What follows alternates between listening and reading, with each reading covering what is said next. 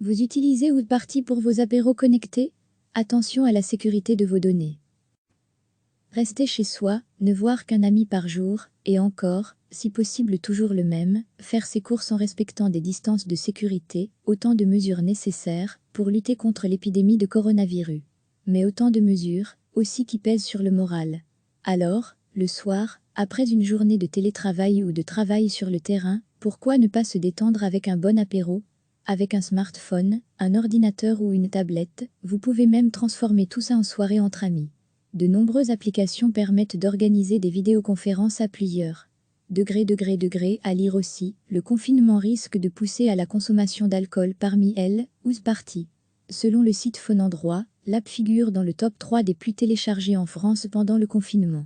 En Belgique aussi, vous n'avez sans doute pas échappé au conseil de cet ami ou de ce beau-frère, qui a suggéré que tout le monde l'utilise pour discuter par écrans interposés autour d'un verre. Dans Woodparty, on peut faire échanger bien sûr, mais aussi participer à des jeux, le tout en se branchant à 8 personnes maximum. C'est plus convivial et moins austère que des concurrents tels que Skype de Microsoft ou Google Hangou. L'application existe depuis 2016 et a rapidement connu le succès chez les jeunes Américains, au point de détrôner dans leur cœur et dans la paume de leurs mains Facebook et Snapchat. Mais peut-on faire confiance à Woodparty? Aussi fun soit-elle, cette application commence à inquiéter, notent nos confrères de l'Écho. J'ai analysé les permissions de l'application, et dans la mesure où celle-ci propose des chats en vidéo avec des amis, c'est logique que ces permissions soient nécessaires. Je n'ai rien pas trouvé d'utilisation abusive, rassure un expert en cybersécurité interrogé par Forbes.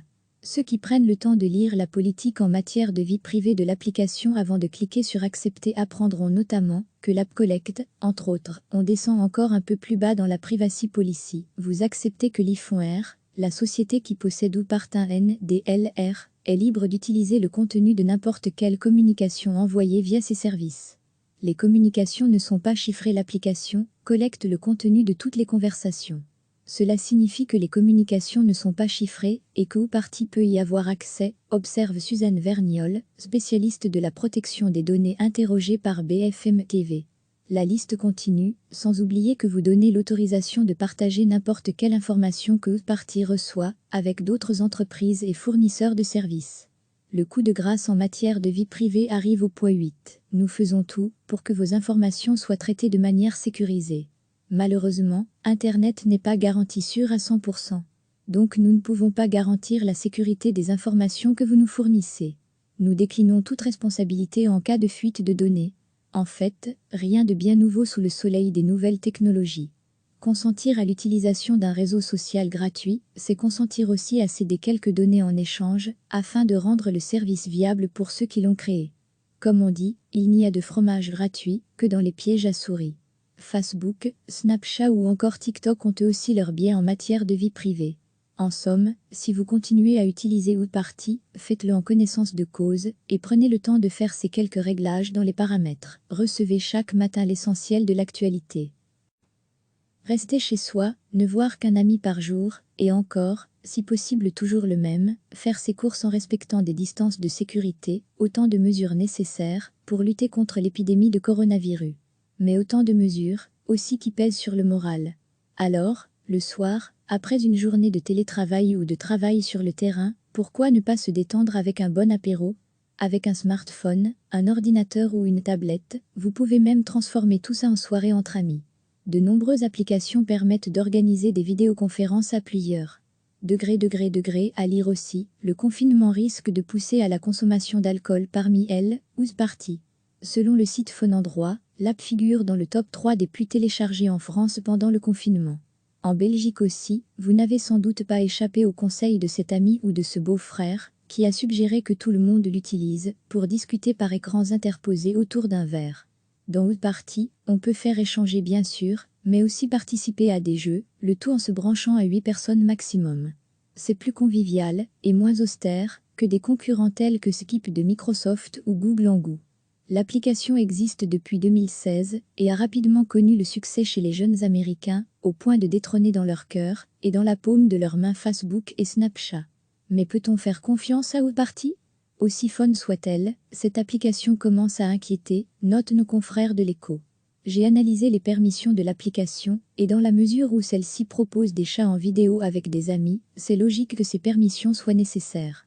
Je n'ai rien pas trouvé d'utilisation abusive, rassure un expert en cybersécurité interrogé par Forbes. Ceux qui prennent le temps de lire la politique en matière de vie privée de l'application avant de cliquer sur accepter apprendront notamment que l'App Collect, entre autres, on descend encore un peu plus bas dans la privacy policy. Vous acceptez que l'iPhone R, la société qui possède ou partant NDLR, est libre d'utiliser le contenu de n'importe quelle communication envoyée via ses services. Les communications ne sont pas chiffrées. L'application collecte le contenu de toutes les conversations. Cela signifie que les communications ne sont pas chiffrées et que ou partie peut y avoir accès, observe Suzanne Verniol, spécialiste de la protection des données interrogée par BFM TV. La liste continue, sans oublier que vous donnez l'autorisation de partager n'importe quelle information que ou partie reçoit, avec d'autres entreprises et fournisseurs de services. Le coup de grâce en matière de vie privée arrive au point 8. Nous faisons tout pour que vos informations soient traitées de manière sécurisée. Malheureusement, Internet n'est pas garanti sûr à 100%. Donc nous ne pouvons pas garantir la sécurité des informations que vous nous fournissez. Nous déclinons toute responsabilité en cas de fuite de données. En fait, rien de bien nouveau sous le soleil des nouvelles technologies. Consentir à l'utilisation d'un réseau social gratuit, c'est consentir aussi à céder quelques données en échange, afin de rendre le service viable pour ceux qui l'ont créé. Comme on dit, il n'y a de fromage gratuit que dans les pièges à souris.